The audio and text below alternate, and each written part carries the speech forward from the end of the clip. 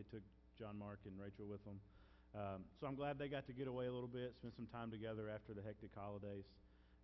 So John asked me to preach, and he kind of gave me free rein. He said, I'm done with the Christmas series, and I'm going to start something different next week, so you can preach on whatever you want.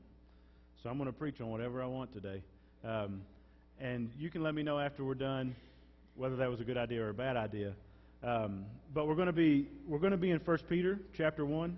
If you have your Bible, go ahead and flip open there. But before I get there, I got a question. Who's brave enough in the room to raise their hand and say they actually made New Year's resolutions? Anybody? A couple people. Okay.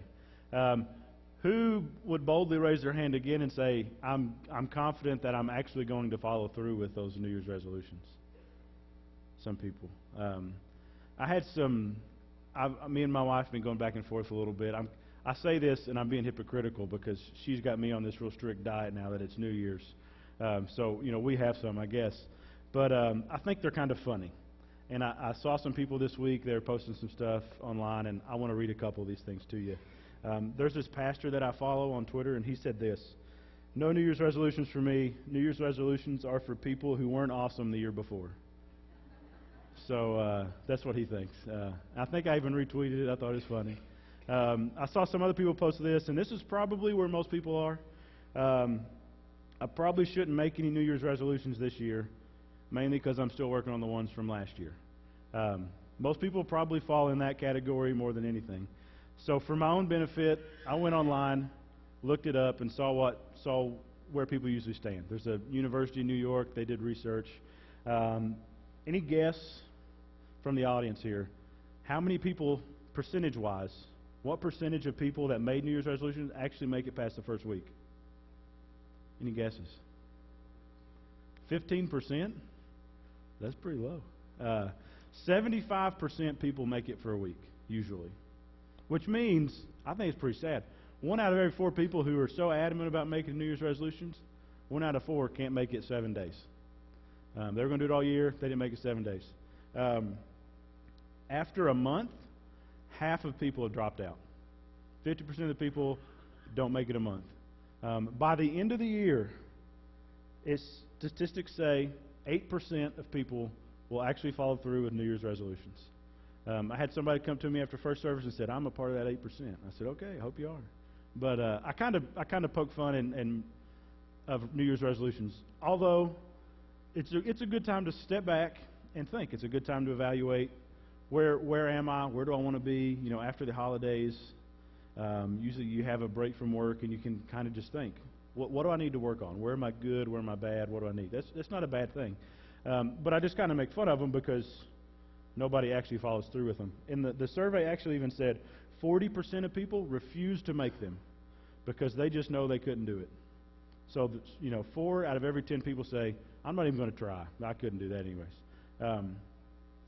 And they're good things, but there's pretty typical downfalls. Starting with, most people are really good intentioned, which is a good thing. They're I need to lose some weight, so I'm going to eat better. I need to exercise more. I need to read my Bible more. I need to spend more time with family. I need to boom, boom, boom down the line. Those are all good things. Then usually something comes up, whether it be big, whether it be small. For some people, if you're going to diet and you're going to eat well, and then you go to work and somebody made brownies, there went your New Year's resolutions. Oh, I love brownies. Oh, I got to eat some brownies. You make it to like lunch, holding out, but by lunchtime, you're just going to have a brownie with whatever you eat for lunch. Sometimes something big comes up. Sometimes a life change happens. You lose your job, or something changes. You get moved. Big things can happen and derail you. And then the next year, it comes to it, and you're like, okay, well, that stuff happened last year, but this year I'm serious. I'm going to try harder, and I'm going to do it. I'm going to grit my teeth, and no matter how hard it is, I'm going to do it. Most of the time that doesn't work either because, in all honesty, I don't know about you completely, but I know me. Like, I'm just a weak person. Like, I can grit my teeth and make it through a week or 2 weeks, but to make it, just to grit my teeth and make an entire year, I just don't think I could do that, and most people couldn't. And then sometimes we feel like motivated by guilt. Like after Christmas, you're like, okay, putting on some sweatpants because I ate too much. You're like, okay, my wallet's a lot thinner now. You've spent too much money. You've eaten too much. You've this, you that. Well, crap. Okay, now no more sweets for me because I've eaten too much. So I'm just cutting out sweets for the new year. But it's like driven by you feel guilty of how you just acted. And guilt will only motivate you for so long. You've got to have something positive in there to really motivate you to really come through with it. The problem is we never really include Jesus in on our New Year's resolutions or on any resolution that we make, any life change that we need. We don't usually pray about it and say, God, what do I need to do? It's usually like I'm going to grit my teeth, I'm going to try harder, or, oh, crap, I really screwed up, I got to get better. So now, no more. And that just doesn't go very far. Most of the time people think, well, Jesus isn't worried about that kind of stuff, which is not true. Or, in all reality, Jesus isn't really interested in you coming up with your New Year's resolutions plans and then you saying, hey, what do you think about this? The real problem is that every day we tend to rely on ourselves for everything more than to rely on Him for everything. And it's an everyday kind of thing. We assume, if you're a believer in the room today, here's what you probably assume. Maybe with what you think, but most definitely, usually with how we act. We assume, okay, I've accepted Christ, I've trusted in Him. When I die, I have a place saved for me in heaven. But until then, I've got to try harder. I've got to do the right things. I've got to be good intentioned. Like I can't do the bad stuff. And when I screw up, I really need to make it right. We don't typically say that out loud, but that's how we act. We react to things that way. And that's just not doable. It's not doable to be driven by those types of things. So I want to share out of 1 Peter today just some stuff God's been teaching me. I just took what I've been reading in my own devotional life for the past several months and picked something that really just hit me, and that's what we're going to talk about today. So the truth that we're going to start off with is this. It comes out of verse 3, so I'll read verse 3. 1 Peter 1 verse 3 says, "Blessed be the God and Father of our Lord Jesus Christ. According to His great mercy, He caused us to be born again to a living hope through the resurrection of Jesus from the dead." Here's the truth. It's out of God's great mercy for us that He gives us hope for today. He gives us not just hope, but living hope. To walk our way through that verse a little bit, it said He caused us to be born. That wasn't just He didn't just say, hey, here's an opportunity here. If you want to be born again, come. No. God brought us to Himself. It shows how powerful God is. God can bring something from dead to being born again. And if you're a believer in the room, that's what He's done for you today. And He brought us to what Peter calls a living hope, which is what I'll kind of center around today, the idea of living hope. This hope that John just got done preaching through December on Hope Rising and what hope is. And this living hope that we have, it's really where if you're going to derive any life's purpose that you have, if you're a Christian, in the hope that we have in Jesus today. It's where you're going to get true motivation from. Not from being guilty from what you've done, but from the hope that Jesus has put inside of you and that work that He's done for you. That's what real motivation is like. You're motivated by a positive thing that God's done for you, not because you feel guilty for letting Him down. And if you go on to verse 4, he kind of puts it in concrete. He said, you're born again to an inheritance that is imperishable, undefiled, and unfading, which is kept in heaven for you. This is a certainty. It's a definite fact. It's not. You can't argue with it. It's there.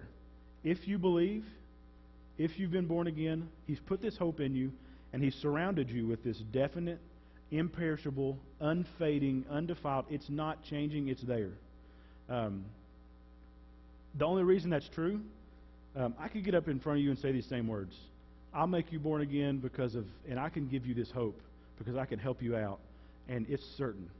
But it's only as good as the words that I have. When God says it, it's in concrete. It's certain. It's a fact. And it even looks forward. Do you see the end of verse 4? it says it's an inheritance that's kept for you in heaven.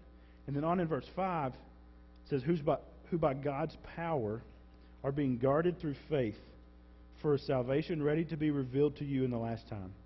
So it's kept in heaven for us. It's a salvation that will be revealed. So the hope we have today is based on Jesus resurrecting from the dead, like it says in verse 3. We have hope because we know that happened. And we can believe that He's got something waiting for us down the road. That's how today matters. That's how He can give us purpose today. He can give us motivation to actually do what He calls us to do today, is because of those facts. And He uses our faith that He placed in us. He guards us. He gives us power through that to withstand whatever happens. So feel good right now. God gave you hope inside of you, and He's guarded you with faith that's not going to move. I hope that makes you rest in peace. I hope that makes you be comfortable to know that fact that that's not going to change. But life usually happens, and different things come up. And Peter goes on to talk about a couple different ones that I think are really important. The first one being, we'll look at in verse 6, is different trials that happen, different sufferings that happen, tough times that come up in your life, tend to get you off track from what this truth was. So let's read verse 6 and 7. It says, in this you rejoice. In the fact that you have hope, he says to rejoice. Even though now for a little while, if necessary, you've been grieved with various trials, so that the tested genuineness of your faith, more precious than gold that perishes, though may be tested by fire, so that your faith may be found to result in praise and glory and honor at the revelation of Jesus. First point here is, you may or may not agree with this right now if you're in the middle of it, but any type of trouble that you have or suffering that you're going through is actually a good thing. It's a blessing that God gave you to have that trouble. You may be in the middle of something really tough now and you say, that's a load of crap, I don't believe you. But I promise you that's true. In Isaiah 48:10, God was talking to Israel, and He even said this. He says, I've tried you and I've chosen you in the furnace of affliction.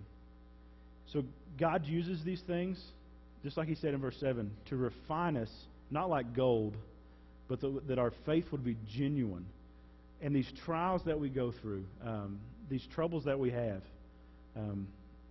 they kind of chip away at us, to chip away the facade that we have of everything's okay, of my life's good, I'm okay. And then we go through these things, and it just kind of starts falling apart, little by little, to who we truly, genuinely are. And that's how God grows true faith. I'll share a quick story. I'm sure that we could probably circle our chairs up today and go around the room, and everybody could tell a story about how they've had hard times and how God's helped them out. I want to share one today, and maybe that might jog some memories, or it'll hopefully make this seem real to you. When I was in college, I have a younger sister. She graduated high school in May of 2012, so just a couple years ago. No, 2010. I was way off. May of 2010. And then our family was really close. And, she's my youngest sister, and she graduated, and a couple of months later, she found this guy. She got pregnant in September. And that totally rocked our family. Coming from a family of, my dad's a pastor, my mom's very involved in church, me and my sister were growing up, we were very tight, very close. Even our extended family, all really close, all still live in the same city except for me. That completely and totally devastated our family at the moment. I remember when I got the news, I was in Atlanta at Caitlin's house, and we were actually driving to see my parents, and they called me beforehand, so I had a 3-hour drive to calm down when I found out about it. And I literally remember walking in the door, and my sister and her boyfriend were sitting over here, and I walked in, and I could see him out of the corner of my eye, and he was tensed up, oh crap, what's going to happen? And I wouldn't even look at him, honestly. I wouldn't look at him. I just walked straight through, set my bags down in my room, and I went downstairs. I wouldn't talk to him. Almost for the entire weekend. I was so mad. And that put a lot of tension on our family. Her doing that, the way I reacted, really, and then it put my parents in a tough spot. It was hard. It was only because that we had hope in Jesus and that He gave us power that we actually came through that. I won't bore you with all the details, but to say long story short, she's actually now married to him. They have 2 awesome kids that I Skype with at least once a week. And, I mean, I love my niece and my nephew. Our family is stronger today together because of going through that several years ago. And it's honestly not because I gritted my teeth and tried harder. It's because I let God work on my heart and soften me to where I could truly love them where they were and we could come together. Now, they have a great faith together. They have a great faith in Jesus. They're involved in the church. It's an awesome story now. It wasn't then. And it's only by the hope that He gave us that I could do that. In the middle of all that, I had a lot of people, they would say, God will never give you more than you can handle, yada, yada. And I even looked it up, and that quote actually originated with Mother Teresa, and she said, I know God will not give me anything I can't handle. I just wish He didn't trust me so much. That's what she said. And after going through that, and I'm sure that some people in here have gone through worse, I think that quote's a load of bull. Because He'll give you way more than you can handle, but He won't ever give you more than He can take care of. And that's something I had to learn through that.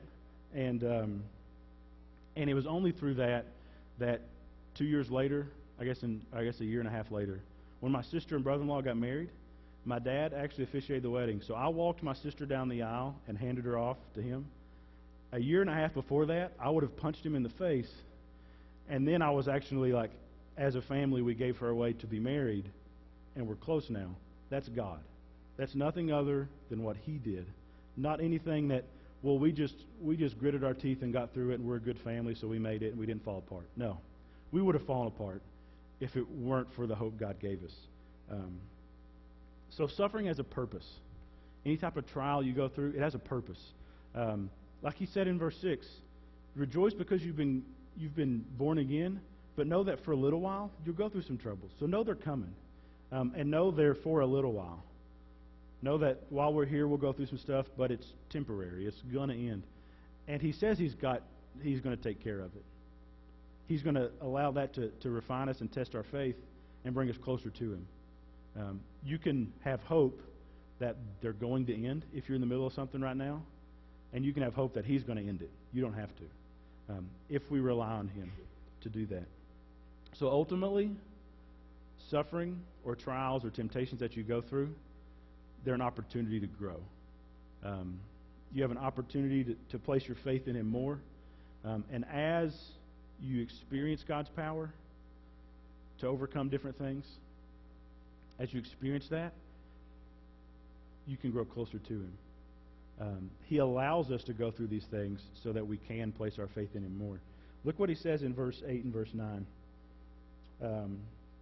Though you have not seen Him, you still love Him. And though you do not now see Him, you believe in Him, and you rejoice with joy that's inexpressible and filled with glory, obtaining the outcome of your faith, the salvation of your soul. Suffering is not a bad thing. It's all on how you handle it. If you handle it correctly and you turn it over to Him, then you get this joy that is completely inexpressible. You can't describe in fully with words how God heals your heart and how He takes situations and He takes care of them and He protects you in those. Peter even said it's inexpressible. You have this joy inside of it that you can't completely explain to somebody until they've experienced it as well. So it's not a bad thing. We typically run from it. We say, oh, no. We avoid any type of bad time, any type of trouble at all costs. Avoid it. And we typically think in our minds like, well, if I do something bad, then something bad's going to happen to me. Which is just like a warped view of karma, which is not in any way Christian. Just because you mess up doesn't mean God's going to kick you while you're down. So as you look at suffering in your life, maybe you feel beaten up, like, man, I'm going through all this stuff, and why am I doing this? God's trying to pull you closer. And as He does that in other people's life, He's trying to pull them closer too. So don't try to avoid it. But as this happens, you'll get a deep joy. You'll get a relationship that you can't explain fully. And it prompts us to trust Him more and to put more of our confidence in Him as we go. And it's the best thing that'll ever happen to you, the experiencing God's presence this side of heaven. You'll never experience anything more satisfying, more fulfilling than knowing that God's taking care of those times. So here's what I want you to do. Your bullet point here. You have to practice this hope by enduring suffering with His strength, not your own. Whenever times come, whatever they might be, you can look at them face to face and say, you're not going to get the best of me. I'm not going to let you control me. I'm not going to let this suffering now completely derail anything. Just don't let whatever circumstances come, don't let them pull you away from Jesus. Even though our gut reaction is typically, when times get hard, what do? We clam up and we run away, and we don't want to deal with it. And God's saying, if you'll step into it, I'm there. I'm with you, and I'll get you through it. And through that, we'll get even closer. But we turn and run in such a blatant way usually. I want to move forward. Some people may not. Maybe you're like, my life's not been terrible. I've got some things here and there. This tension right here is probably for most of us in the room, even today. The second one is just carelessness. He talks about in verse 13. So let's read verse 13. It says, therefore, because of all this stuff God's done, because of the hope He's given you, the new life you've been born into, therefore, prepare your minds for action. Being sober-minded, set your hope fully on the grace that will be brought to you at the revelation of Jesus. When he talks about preparing your minds, that makes sense. The original language actually goes back, and if you translate that to English, it says, girding up the loins of your mind, which doesn't make any sense to us. Like, what does that mean? Other than to say, back then, the types of clothes they wore were long, like flowing robes. So if they were going to be prepared for action back then, they would have to they would get their robes and they would wrap them around themselves and be ready so they could run. Otherwise, they trip and fall. You couldn't go fast. It's just the reality of it. That's what he's saying. He says, prepare your minds. He says, you need to be prepared for action, prepared for what's going to happen. Funny story. I watched a lot of basketball over Christmas break. It's like my favorite sport. And I was watching a game the other day. It was a good game because Tennessee beat Virginia by like 32 points. It was great. And about halfway through the second half, we're up like 15 points. The coach, he's still intense, still sweating like crazy, coaching the guys on the floor, talking to his assistants, doing this stuff. And then he calls for a sub. And the sub, coach is sitting here. The sub's sitting over here. He's sitting down with his face turned away from the court, and he's talking to the guy next to him, just kind of laughing. And the coach was irate when he turned around to call for him to come into the game. And the guy's laughing. He's not paying attention. He doesn't have a clue what's going on. So needless to say, he didn't go into the game. The coach said, oh, never mind. And he picked somebody else and says, no, you go because you're ready for action. The other guy was watching the game. He was into the game. He knew what was going on. That's the kind of preparedness that we're supposed to have in our walk. Most of the time, this guy sitting over here, he has no clue what's going on in the game. He doesn't know what the foul situation's like. He doesn't really know what the tempo of the game's going on. He's talking. He's not focused on are their best players in? What kind of foul trouble are they in? Who am I guarding? All this stuff. He has no clue. But this guy who's prepared, he was ready to jump in and know exactly what's going on. He's prepared for action.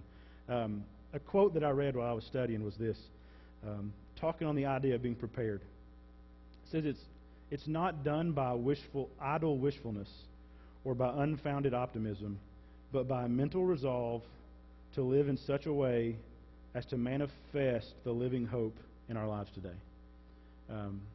This carelessness that we have a lot of times, the opposite of being prepared. To be prepared doesn't happen by just saying, man, I want to be ready. Whenever that time comes, I'm just ready. I want to be that way. And just wishful thinking. Or just being like the eternal optimist. saying, "Oh yeah, it's going to work out great. I just know it's going to work out." But if you're not prepared when that thing happens, and you're just, a good attitude will go so far, but if you're not ready, you'll fall flat on your face. So it's saying you have to have this mental resolve to be focused and to be ready. Anything that inhibits or gets in the way of the alertness you have to what's going on with God, to your spiritual alertness, anything that takes your attention from that will just slowly lull you into sin and lull you into a life that's far from God. And the funny thing is the best place to start with that kind of stuff is with the good things in life. When you think of the good stuff you have a job, you have a career, you have a reputation that you've built over years of working with people and in relationships. You have possessions that you own. You have family. You have friends. You have like hobbies and activities and sports and stuff like that, all of which are awesome, and you should probably have some of all of those. But as soon as they creep into being more important than Jesus and having that priority, and he just kind of starts to slowly sift through and sift down, whenever they start jumping up, that's when you've been careless. That's when you just kind of let yourself be lulled to sleep by, this is so important, I've got to make this a priority. And you let everything else kind of fall by the wayside. That looks different for everybody. But I'll guarantee you today that if we all kind of sit back, took inventory of our lives, what's important to us, what we do with our schedule, how we spend our money, the people we're with, we could probably look and say, well, you know what, I let this creep up way too high. I need to place Jesus back on top. We could probably all, in one way or another, do that. It causes us to reprioritize onto what God's agenda would be instead of just trying to stick God in our agenda somewhere. So let's look at verse 14. He kind of gives a couple of things to, if you want to be prepared, here's a couple of things he says that would help. Verse 14 says, as obedient children, do not be conformed to the passions of your former ignorance. Don't allow yourself, as you're walking the journey of walking toward Christ, don't allow yourself to turn around and say, I remember back then. I want to go back then. That was fun. And you slowly shift your focus from Him. And He even calls it, the passions of your former ignorance. You were ignorant of anything being better than that back then. But now that you know Jesus, we have more. We have more than anything could offer. And a lot of times we get sidetracked with stuff that, well, man, I remember how fun that was. I remember how much I enjoyed that. We still tell stories today about what that was like. Man, I want to go back to that. And we just allow ourselves to be lulled to sleep and to lull it into sin. Look at verse 15 and 16. He keeps going.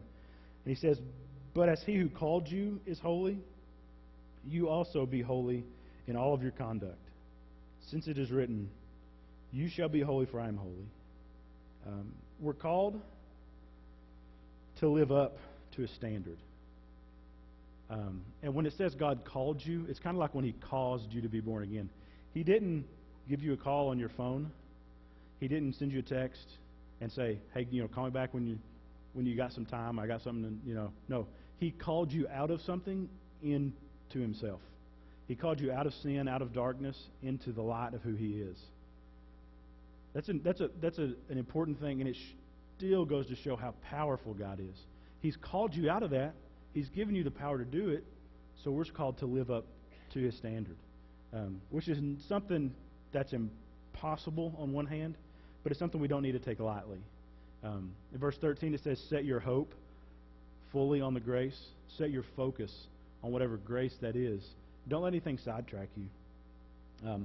And it's only done, like in verse 3, he says, He calls us to be born again through Jesus' resurrection.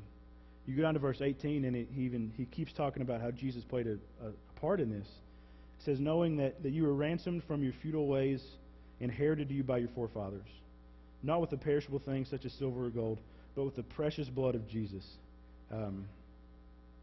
It's impossible to live up to that standard without the hope that He gives us. It's impossible to, on purpose, follow Jesus if He's not inside of you. You're just going to keep gritting your teeth and beating your head against the wall, and you're never going to get anywhere. But if you've accepted the hope that He has, if He's caused you to be born again, these are the standards we have, but it's also the power He gives us to live up to them. So here's what you need to do with this. You have to practice this hope, this living hope, and it's really simple, just by intentionally following Him every day. This is not something that's like, oh wow, yeah, I've never heard that before. I'm going to write that down. That's not what this is. But it still falls under the whole idea of being careless. If we're not intentional with how we follow Jesus or with how we do anything, you'll slowly drift. You'll slowly drift away from who He is, from what His purposes are for you, from the journey He wants you to be on. If you're not intentional with what He's doing in your life every day, you'll drift away to where you don't have a clue where He is over time.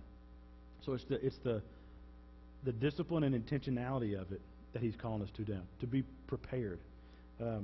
Just like New Year's resolutions, most people have good intentions, but if you don't have a plan, if you plan to eat healthy, but then you still buy the same groceries at the grocery store and still go out to eat at the same fast food restaurants, you're not going to eat healthy because your plan didn't make sense. It didn't mesh. If you're going to exercise more and never go to the gym, it's not going to happen. It just won't.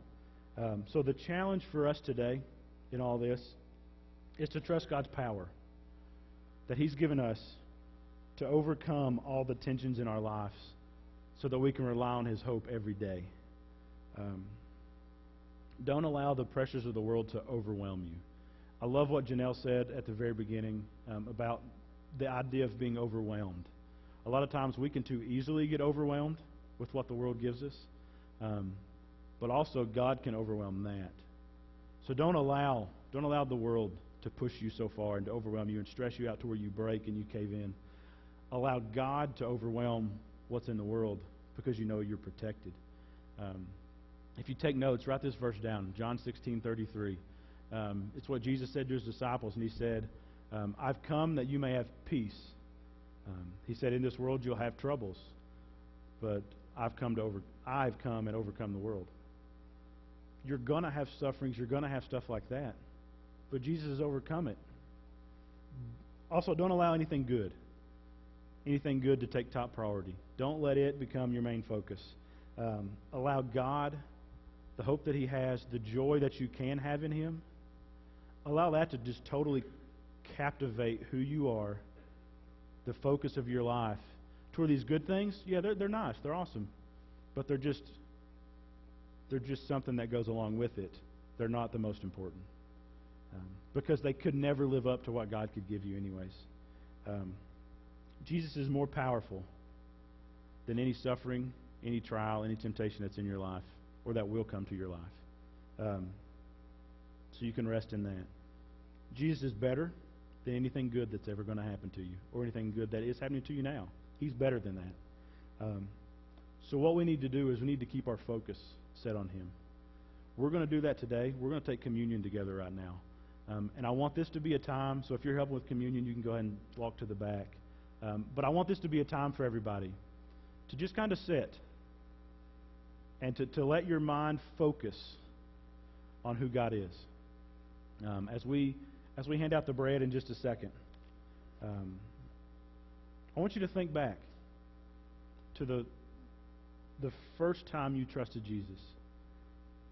Or think back to maybe a recent trial you went through, a recent suffering that you had that was almost unbearable, but you experienced God help you through that. I want you to think back through those times.